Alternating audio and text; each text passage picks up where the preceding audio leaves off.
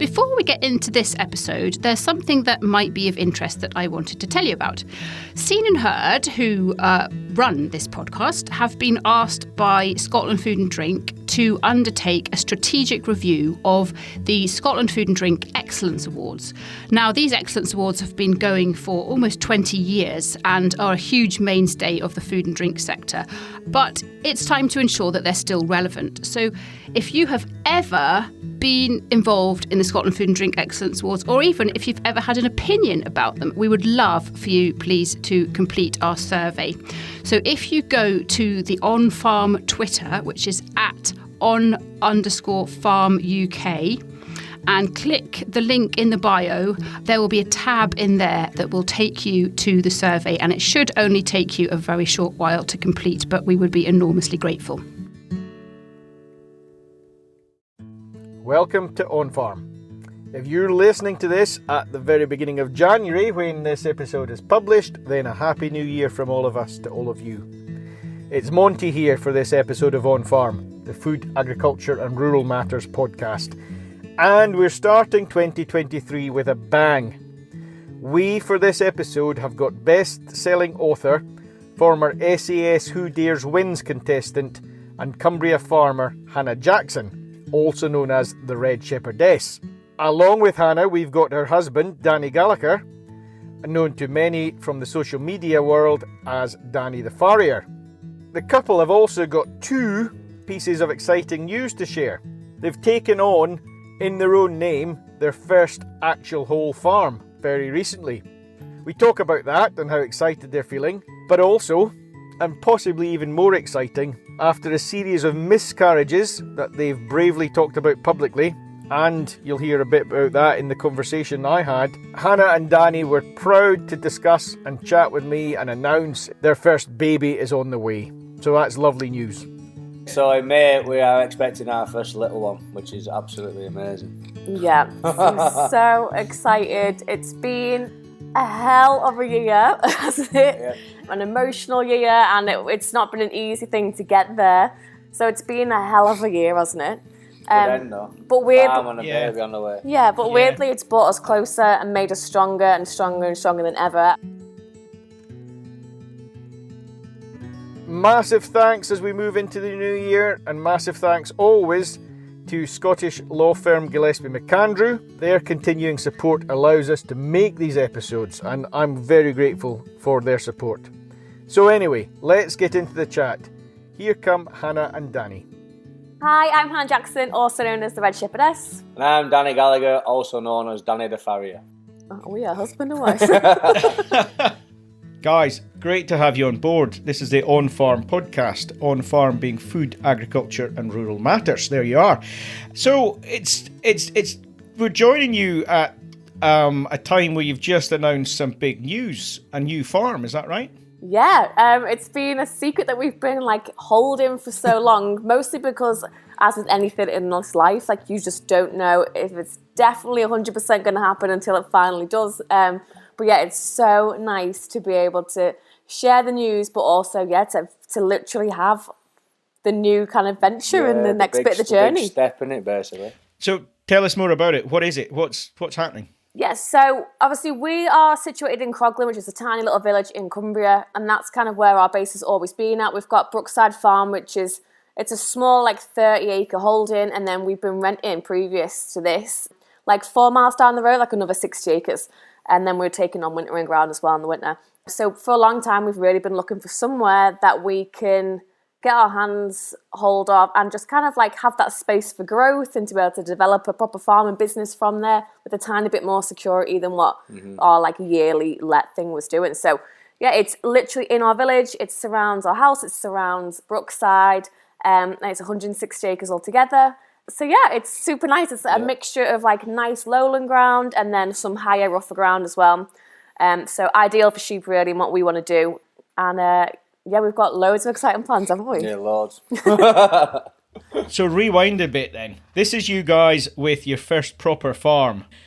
People may know you, I'm sure lots of our listeners know you from your social media, etc. But for those that don't, or just to rewind, Where does this all come from? Yeah, so I mean, obviously I was, or not obviously to some people, I was born and raised on the Wirral and had a very kind of towny upbringing, but always been called like Dr. Dolittle since I was tiny. So I was kind of like fixated and drawn to any animal, apart from spiders, before I could even like walk or talk. And I think I just had that kind of connection with animals to see that there was so much more behind the eyes than what some people probably do see. So I always knew that a career with animals would be a thing, but I never, ever, ever knew it was farming, ever. I worked my whole life up till about 18 to be a marine biologist and study killer whales. Went to Canada, lived in a tent with no electricity and no running water in the wilderness for 6 weeks and studied them out there. Came home, saw a lamborn, and that was like my light bulb moment. It was like a beautiful day in the Lake District. It wasn't raining for the first time ever, which is, if you're from Cumbria or the lakes or you visit, you know that it probably rains 90% of the time. And I just watched this little lamborn, and it was just lovely to see like just the natural instincts just kick in straight away, like the ewe and the lamb talking, she encouraging her up, and I don't normally struggle with words to say, but like I was completely silenced in that moment. And that was it. So I cancelled my master's in marine biology, and then I ended up moving to Cumbria for a week initially with a sheepdog that I had, who was not a sheepdog, he was just a pet. Yeah. I thought, maybe like he would make something. He was 5 years old. He had never chased a sheep before in his life. I ended up going to Douglas Scrimminger, who is an international sheepdog trialer and a shepherd in Threlkeld, which is like the North Lake District. And meant to go for a week, stayed there for 9 months, and then never ever left Cumbria after then. But you've done something quite impressive in the way that you've told that story all along, and you've told, you've shared that kind of discovery of farming. You've shared your ups and your downs with a wide audience, and from an outsider, from an observer, that has been, if you like, your sort of diversification.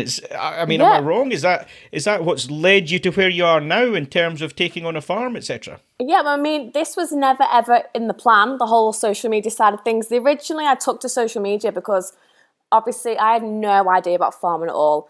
I had never even stepped foot on a commercial farm until I got to Cumbria. So I had no idea what I was doing. The last time I was on a farm, I was like 5 in a little petting zoo thing, feeding the bottle. So really, I went on social media to learn as much as possible and soak things up, see how people were doing farming, not just in Cumbria, but around the country, around the world. Then it snowballed into what it is now. But that's what you're doing now, isn't it? You kind of like just show the public exactly what a farm is now, kind of thing. Yeah, so I think I've been on both sides of that bridge now. I was that person that had no idea about the food. I had no idea the difference between like even hay and straw, which is embarrassing now when I sit in these shoes. But there's a lot of people out there that do. Well, yeah, that's it. But Dan, you're right there. That's you raise that point. It's like being a bridge, and I suppose actually that's a very interesting way of putting it. Being on both sides of the fence, there's a lot of, I don't know, This Farming Life and what have you, doing a brilliant job of farmers showing the real life farming to the public. But even at that, and I guess even on this podcast, we're probably rattling off jargon, we're probably chatting about things that the public maybe just don't particularly connect with. That's it. And like that's where the struggle really is that we don't really, sometimes as farmers, we're not very great at communicating what we do or why we do it. And like I've got to the point now where we can discuss things on social media with a whole range of people with Everyone's different got an morals. open mind, haven't they? Yeah, and people understand, and that is literally how you communicate. So I could literally talk about skinning the lamb, and it's relating it back to people's life. So I literally just say like, look, this looks gruesome, it looks horrible, but actually what we're doing here is exactly the same as what we do when we die and donate our organs. Yeah. Like this lamb is dead, and unfortunately it's really sad, but that means that this lamb now has a chance to have a new mum. This mum has a chance to mother a lamb. And it's literally just donating its skin like we donate an organ. Do you know, what an interesting way of putting it? Because I would do that, and I would shy away from putting that anywhere near. I mean, not that I'm much of a social media, not as a farmer, to be fair. I mean, we do a lot of social media around this podcast and professionally, etc. But as a farmer, there's things that I just wouldn't put up there because for fear of being kind of shouted down or whatever. But that's a very good way of putting it. And And I guess that probably just takes that mindset of, well, I didn't know about this. How have I thought about this? How have I computed that in my head? Yeah, absolutely. It's just becoming relatable for everybody. And don't get me wrong, like some of those conversations we didn't really have at the beginning, and it's taken me a lot of years to build that trust and everything with people. Everybody. Yeah, so like people know that now when I do speak about these things, there is a really strong kind of valued-led reason behind why we do it, and it all just makes sense. But yeah, so I mean, it takes a long time to build that kind of connection up with the audience and the followers that you have, but I think once you get there, it's the most rewarding thing, because then you can talk about so openly about farming, about life, about death. It's not a rose-tinted version, and people are really then on board for the whole journey with you, and they can empathise. Like when we as farmers get so angry and annoyed about how hard farming is and about how alone we feel, you've got that empathy there because people have witnessed you through the bad, through the good, through the bad weather, through the awful trade, etc. But again, that's interesting because, you know, you must face some barbs as well. And I see it just a scroll through Twitter. You know, a farmer puts their head above the parapet on any issue, any subject, and you've got what you would call keyboard warriors willing to shoot them down on whatever it might be, rewilding, whatever. You know, it's all out there. And I must say that, you know, to be confident as you seem to be, or as you are, to meet these issues head on, well done. Oh, thank you. Yeah, I mean, like you said, it has its times where people do challenge you, but again, it's how you address those situations. Some people aren't worth even getting into a conversation with because all they want to do is fight. And then some people are genuinely happy to sit back and listen to your values and understand that, we may have different values, but I understand why you do that, even though they personally wouldn't. So, I mean, yeah, it's taking the time to judge the people and the situation. You don't always get it right, but I always think it pays off in the end. So, Dan, tell me a wee bit more about what you do and where you've come from in this journey. Yeah, so I basically grew up in Bolton, and then I did an apprenticeship as a farrier up in Cumbria, and then ever since I've stayed up in Cumbria, and I've been a qualified farrier now for 7 years, basically shoeing all the horses around Cumbria for 3 good race yards and just basically enjoying shoeing horses. And then obviously I met Hannah at one of the CrossFit gyms here 5 years ago now. I think we should tell the story about how you actually ended up being a farrier. Which one's that? Christmas Day. Oh yeah, so everyone laughs about that. So when I was a kid, I wanted a motorbike for Christmas, and I looked in all the outbuildings at home to find this motorbike when I was 11-year-old, and then it wasn't there, and I was the stroppy little kid, upset on Christmas Day that I didn't get what I wanted for Christmas. And then about dinner time, my brother said, "Let's go play football outside." And I was like, "I'm not playing football. I didn't get what I want for Christmas. Why should I go play football?" And then when I went outside to the garden, there was a pony on the yard, and that was it. That was my Christmas present. And looking back now, if I didn't get that as a kid, I wouldn't be a farrier today, and it would have took me a different way in life. You know what? Pony would be far more, what's the word I'm looking for? Valuable a present. Like looking back, that's much more valuable present than a motorbike. And probably still just as adventurous and dangerous as a motorbike at times. I had some good times riding horses all my life. Yeah, I'm sure. And so you've also then built a sort of social media following for what you do too, in the farrier side of things. Yeah, I have, to be fair. And the same again, you just go on there basically showing your day-to-day life. It's one of them, it's like, it is a way of life basically being a farrier in the countryside. And same again, you've got your days, your ups and your downs, and people see that. And it's just showing the public what a farrier actually is, because same again, we're in Cumbria, and schools come up and have like outward bound days and stuff. And I remember being in a farmyard a couple of years ago, and there was a school from Birmingham, and like the kids were there, and the teacher said, "Oh, can the kids watch you shoe this horse?" And I said, "Yeah, not a problem," because I obviously want to teach them. And I was shoeing this horse. I said, "I'm going to put shoes on it." And one of the kids looked down at his trainers and thought I was actually going to put trainers on the horse, because that's what he thought. Well, a racehorse would probably wear the best trainers, and exactly. Nikes we call them. Aluminium plates. The good thing about like Dan's Instagram as well, which is like probably a bit different to mine. Like Dan is such like a countryman through and through. So he like, as well as farriering, he does a lot of ferreting. He does a lot of that same again. That was one of them things what blew my mind. So like that's controversial in a way, same as like it's all natural, as in like the dog, the rabbits, the ferrets. Ferreting. Yeah, ferreting. Yeah, okay. And like I put the videos on last winter type thing of obviously showing what I do, how I do it, and this is what happens and what happens at the end. And why we do it. Why we do it, basically. Because up here, it's overrun with rabbits. And obviously 8 rabbits eats the same as 1 sheep. Mm-hmm. So you have to control them. And that's probably the easiest way of controlling them up on a hill.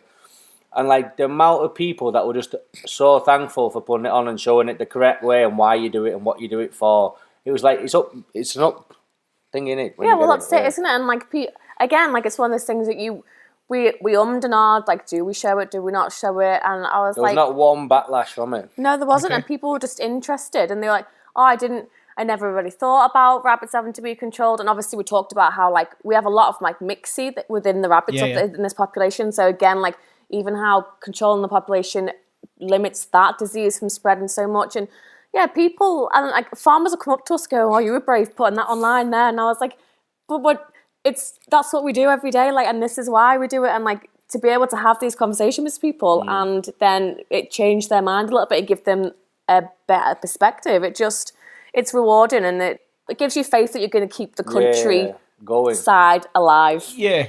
And you guys, you know, do you feel it's because you're more relatable? People can more relate to you than the sort of crusty image of the old farmer. You know, oh, we done it this way, we always do it that way. You know, it's just the red hair and the sort of youthful look and the whatever. You know. Oh, I mean, that was super kind of you then, thanks. But I think it is nice to kind of definitely break that stereotype out the door that farmers aren't grumpy old men with checkered shirts and beards, that like actually it's a whole array of people. But yeah, maybe that makes it more relatable. I think probably because I think the most relatable thing really is the fact that I started the social media from the beginning, and so many people from the beginning are still with me now. Yeah. So they've seen the transition, and they've seen me have to learn, and they've seen me fail, and they've seen me win, and they've seen everything else in between. Can I ask, is this a way in? Is this a way into farming? Was it intentional for you? Did you think, you know, if I set out on this path and kind of build myself into a sort of brand, if you like, that I can capitalise on, that's going to be my in to farming? I mean, it was never in my plan at all. I just literally wanted to come and farm. But yeah, then I think the realisation of probably what a lot of people realise is as you get into farming, there is not a lot of money in it, and it's super hard to do, and especially if you want to start establishing yourself with a flock and with a farm. When I was contact shepherding, it wasn't really too bad. I guess I kind of started just at the beginning to kind of be able to document it for myself, to look back on, like almost like a visual diary. But yeah, then kind of opportunities opened up to do kind of, it started with talks, it started with school visits, and then it opened up to more and more kind of brand work. And the Red Shepherdess name was kind of brought, and then my uncle's a graphic designer, and he brought the kind of brand to life for me visually.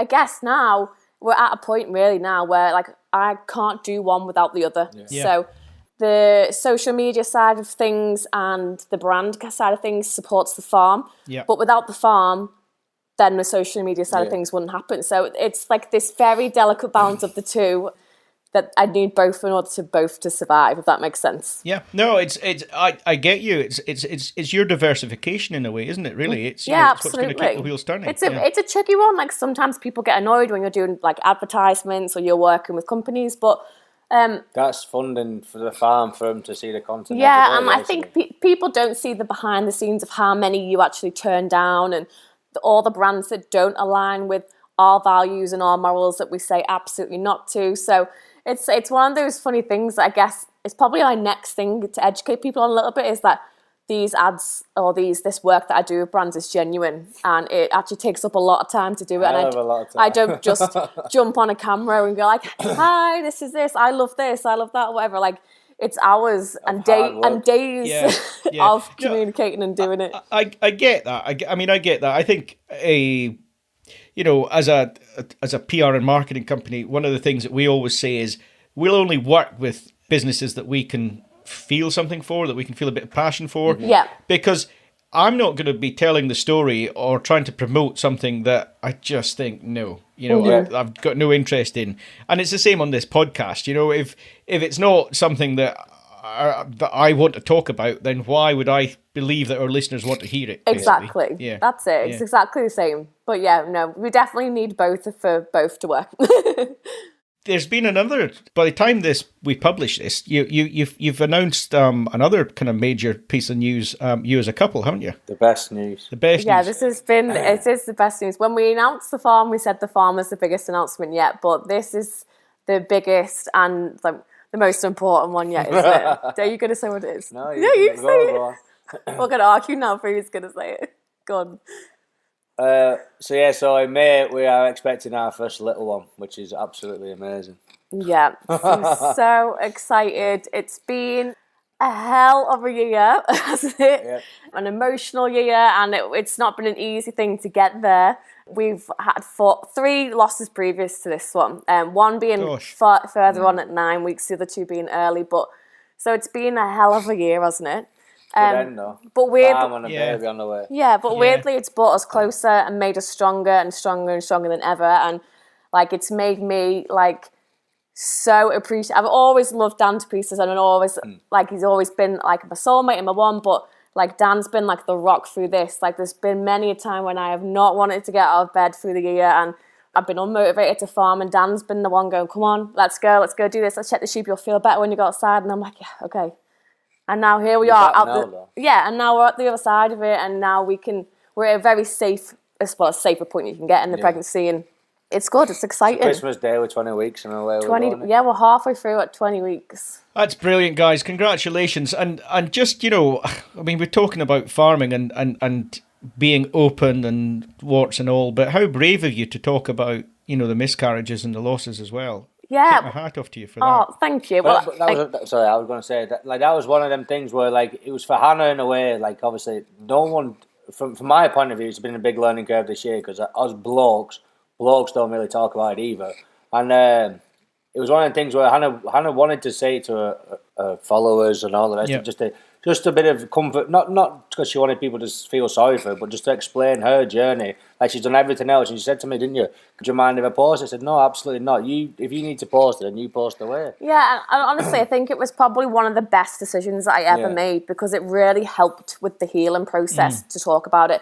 And actually, like it made me so sad to understand how common it is, because again, when you go through it, you feel like you're the only person in the world, and then you open up the conversation, and my goodness, like nearly everyone that you know is somehow connected to someone who's gone through a loss or at any point through pregnancy or after, and it was just amazing to kind of go through that and like understand people's journeys and just open the conversation. Like, I find it so bizarre that like we so openly talk about losing family members that are present and with us, and we so openly talk about things like cancer or other kind of diseases or illnesses, but when it comes to pregnancy or miscarriage or baby loss, like we as a society we don't know how to handle it or what to do, what to say, because we've been told that we should always keep quiet about these things, and which is wrong as well. And then at the same time, again, for me, like from the male perspective, like everyone's in a relationship with the other half and stuff, and it is very hard for the male as well, because obviously you see your partner's distressed and heartbroken the same as you are, but then you've got to be strong for yourself and also for your other half and get through the next stage sort of thing. So even for me, I had so many people, the lads, like the males, blokes, whatever, they were coming to me and like saying, "Oh, thanks so much for Hannah doing it, because it's made me talk to my partner again," and just made it all easier, because everyone was too scared to speak about it. Yeah, well, it opens up not just your conversations, but it opens up a lot of conversations for a lot of people. So yeah, I mean, I'm very glad that we did it. That is so important, because we've covered mental health issues, we've covered suicide on this podcast, and one of the things that keeps coming out time and time again is it's important to talk, and how people, hopefully listening to this, people hearing your messages, if it helps them to open up and talk about it, not bottle things up, not, I don't know, beat themselves up even about things like the loss, whatever it might be, it's all to the good. And again, I take my hat off to you. And just to have been through it 3 times, though, is, no, it was... That is crap, really. we were, I was going to say we were lucky. Lucky isn't the word. The 2 of them were early on, so I mean, in a way, in my farmer mentality, I could always get my head around it. because they were early on. But it was when it was the 9 weeks one. We called it, we nicknamed the popsicle, didn't we? So we always referred to them as popsicle. And that was the one that was just the real hardest. And it was never, even after we found out that we were going to lose them, he, she. It was just, wasn't easy from there. So we went back, and then after we thought we'd lost it and the process was complete, then they were like, actually, like, your body's still holding on to it and you've got an incomplete miscarriage. So then we had to go in for an operation while I was awake to get everything out. And it was probably the most traumatic thing. And it's still, like, it's traumatic for me to even think about it now. But you wish basically you were swapping places and having it done to you. Yeah, I get you. But no, like, and here we are now, though, and we've got and to tell you what, hats off to the NHS, because they've been so amazing and looked after us so well. Like, from when we got this first positive with the pregnancy now, they scanned us like every 2 weeks up until 12, and then they've looked after us since then. So, I mean, it's been as hard as it was for those first like 12 weeks and that horrible weight of, is it going to go our way, is it not? They looked after us as best they could, made it as nice as possible. So now we can finally enjoy it a bit more, can't we? Yeah. Now you can be a bit more relaxed. You can shout about it more. You can share the news. It's brilliant. And you know, just again, I must say that hats off to you guys for talking about it and being so open. But congratulations. Thank you. I know, we're very excited. Good. So when is baby due? May, which is slightly awkward timing, isn't it? I'm quite sad about it. The Farrier's taking over the lambing shed this year. She ain't liking that. And I'm devastated because obviously it's the new farm. We're lambing there for the first time. There's a whole new setup. We're lambing the most sheep we've lambed before, and I'm just gonna have to be on the sideline like a whale. Like talking to Dan going, can you feel this? Can you do that? Can you pull that there? Thank goodness Dan's got a few lemons under his belt now, so it's good. Have you've done a bit, haven't you, Dan? But Hannah's the one, it sounds mad in a way, but this is why I love her, especially around lambing time. Like, everybody up here knows, if a farmer can't get a lamb out, they ring Hannah up and say, can you come and try this? And I've not seen her miss yet, type thing. Really. Let's see those hands, Hannah. Are they small hands? They're just compared to Dan's massive hands. So listeners can't see that, but just to put that in perspective, I think Dan's are double the size, basically. It's basically like a shovel, and any time Dan has to go in, I feel a tiny little bit sorry for the sheep, and I'm just like, breathing. But yeah, no, I do love lambing time. It's my favourite time of year. It's what started my whole farming journey, and like, normally I lamb from like January through to May from like different farms from the south all the way up. So this is like this year is going to be weird for you. Normally I'm lambing 10,000 plus sheep a year. Do you know what I mean? Is that right? So just tell us about that then. So you're not just thinking about your own. Normally you'd be away in January and. Yeah, so normally I start in January, end of January. I normally go down to Hereford on a estate down there that I've been going to for 4 years. Yeah, 4 or 5 years. So I go there, and then we do ours, and then I do my neighbours, and then sometimes I throw another one at the end, depending on how much is left. But yeah, I'm like normally around lambing sheep from literally January all the way through lambing season. So this year I'm going to be like, I need to find something to fill some time because I'm going to be going crazy. Paperwork is not going to cut it. And what have you got then? What are your sheep and what are you lambing this year? So we have just short of 400 ewes lambing this year, including hogs. The main basis of the flock is the North England mule, and then we have I've got a bit of an array of tups on this year, haven't we? We kind of put them in separate tupping groups. We've got obviously the Texels. I mean, in my opinion, you can never go wrong on a Texel for a nice good lamb for auction and market. Then we have a Suffolk, a New Zealand Suffolk, which I really do like. He's a nice lad, isn't he? Yeah. Massive. And then we have a couple of Innovis Primaries into the mix for hogs. Mm-hmm. They do really well. Right. Yeah, we have tested with a few different Innovis tups over the years, haven't we? Like the Abermax and we had the Abertex as well, didn't we, at one point? Mm-hmm. And then we obviously had the Primera. The Primera is the one that's for us is stuck for what we want. They pop really easy lambing. On the hogs, it's unbelievable. Like you literally don't have to go in the field. They just fire them out, and then they're up in minutes, and then they've looked after themselves, and they quickly grow. Yeah, they've got They're amazing. Laminies. They want to live. They do well. They're up and suckling. They lamb outside. I think we touched 2 out of like 48 last year for them. Oh, the hogs. Yeah. Okay. Which makes a massive difference, really, when you fight them normally. Yeah. Only thing I would say that's bad about them is that they don't produce a very uniform lamb with all the different breeds in them. You get a very kind of like tufty lamb, motley lamb, all sorts of different. You would never be able to pick what breed it was. So it's not really ideal for like a live market. It's more like for a dead hang weight. those lambs up. Yeah. Or like, and we sell direct to the public as well on the farm, so they're also great for that. So yeah. Okay. There you are. We can have a wee plug for that if you want. Yeah. Well, I don't think we have it. Well, we have a few left last year, don't we? But yeah, we sell our own lamb, guys. Feel free if you want to buy any. Just Red Shepherdess on Instagram or Facebook, and you'll find some kind of information somewhere. So you've got 400 to lamb, and that's going to be on the new farm. What else is happening? What are the plans for the new farm, basically? Yeah, so basically, like, I'm a farrier, and obviously a farmer now as well, but I also like training collies. Yeah, guys, wait for a second there. Does that feel cool? I mean, is this the first time, you've been shepherding, you've been kind of renting, grazing and what have you. Is this the first time that you feel like you can properly call yourselves farmers? Well, we walk onto that, walk into the yard, like on the bikes with the dogs, and you just have like an even bigger smile on your face for what we do. It feels like you've made it, to be fair. Every single time you go through that gate, I've not seen Hannah smile in a long, she smiles all the time, like me, obviously. But, do you know, like a day to day, you literally smiling, you beaming basically, because she's from being in the Wirral starting off to where we are now. She'd never thought we were going to get there, and we have. But like this podcast is so exciting. Like this is the first podcast we've done together as like 2 people farming together. Normally it's just like me talking and like me chatting away. So this like it also is a nice, like an awesome like milestone to tick off. Like boom, like we are doing this together now. Still doing farrier on the side. Still doing all our other millions of things on the side.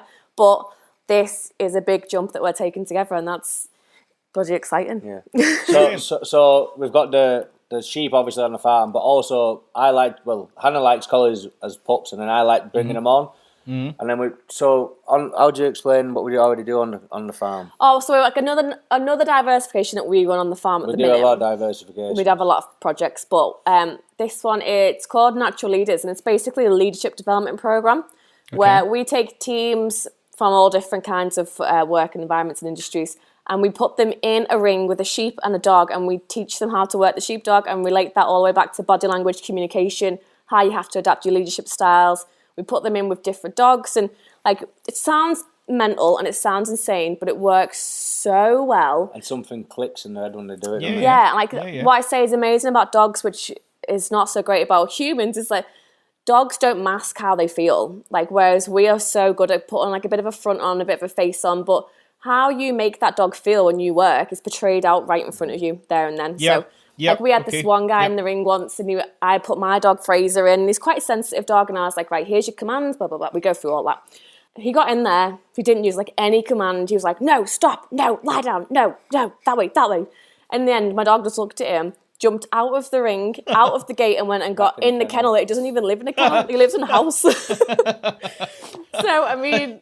But then he realised then straight away, looking at his team, he's like, that's how I don't get any work done at work, because I shout at you lot and you don't like me for that kind of thing. Yeah, there's like a lot of indoor work that goes alongside it too. But it clicked in his head with his family and everything. He realised that his tone of voice was just completely wrong for the world, basically. Yeah, so we do a lot of that anyway. But and Dan is coming onto that side of things and absolutely loves it and thrives in it. So you want to do a lot more sheepdog things, don't you? So basically, just on the back of that, obviously that goes onto the social media platforms as well when we have these days. And from that, there's been so many people from like the normal people that want to just have a go at learning. They just want to come and book a sheepdog for the day. So they're more than welcome to come up, and we'll get some days on for that where we're getting the public.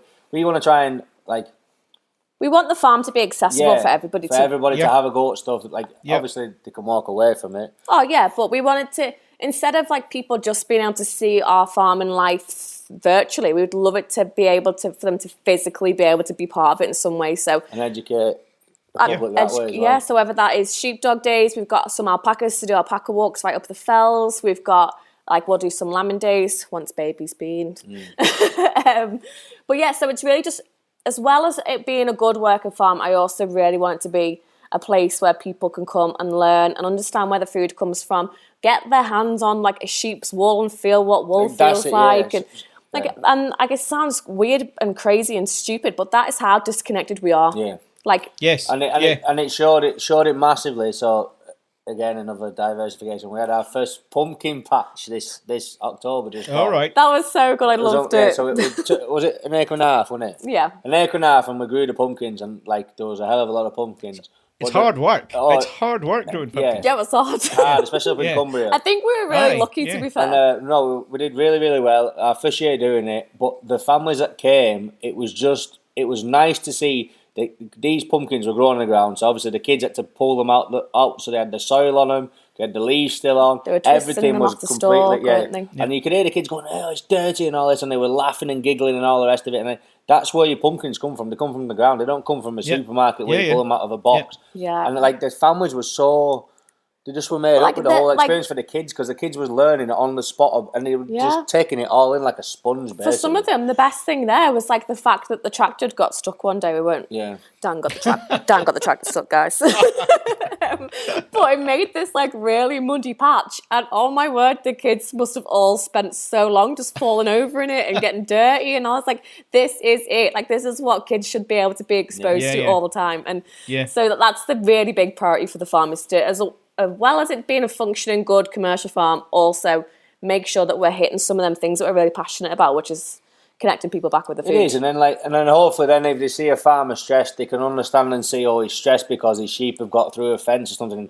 Like, because there's so many people coming to the countryside now to walk and stuff, and they see an angry farmer, but there'll be a reason for it, and if they've seen it or seen an image before, they can understand, oh, he's having a bad day because his tractor's stuck, so we'll stay away from that field. There is reasons for it, but if they don't understand them, they're never gonna learn type thing. And we hope it and that's it. We hope it benefits a lot of farmers. Like we hope people go home and go to their local farm shops and spend a bit more money on good, sustainable local food wherever they live. Like it's a lot more than just about us and being a successful business for us. We want it to have a wider impact.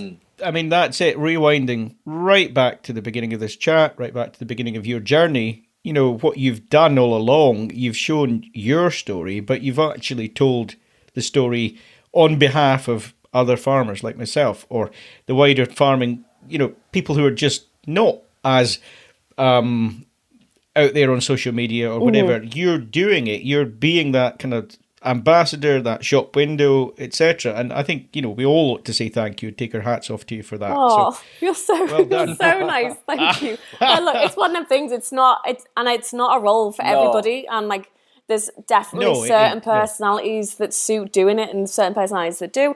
I think anyone that does want to think about doing it and taking it on board, I just stress that, exactly what you say there, you don't just... You have to be careful more, right? Yeah, you don't just represent yourself, you represent your entire industry. So if you feck up, then everyone does better. So yeah. And you have a responsibility to make sure that you don't make the industry in a bad light. So, and that doesn't mean... Do you feel the weight of that on you when you're, just going to post this? It's like back to you talking about skinning a lamb, you're going to just post this. Do you feel that sort of weight of what will someone think, or what will the industry think? Yeah, sometimes it's more about what the industry will think rather than what will other people. I think I'm actually better at judging people who aren't from farming, and sometimes I am the actual community sometimes, because you just never know what rattles cages sometimes. But also I can see from kind of an outside. Obviously, I'm a farrier. That's my job. But I help Hannah on the farm, and that's what I do. But it makes me laugh with this social media how the young generation, my age and Hannah's age side things, they feel that Hannah's trying to teach farmers how to farm on this social media, which is totally not what she wanted to do at all. So like you said about the situation and stuff, it's them going, oh well, she's done that wrong. Everyone's got a different way of doing it. She's just showing her, like you said, to the public what she does on a day-to-day farming. Yeah, but I mean, I don't worry too much about it anymore.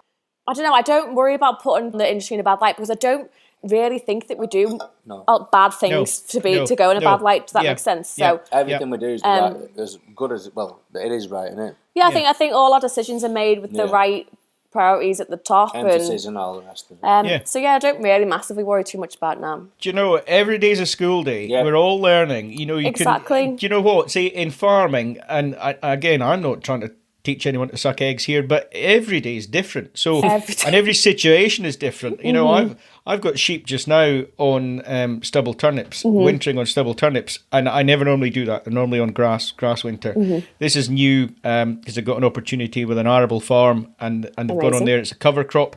Brilliant, because we all talk about these opportunities. Great to have that, but it's a steep learning curve. And have you got an electric fence on the go?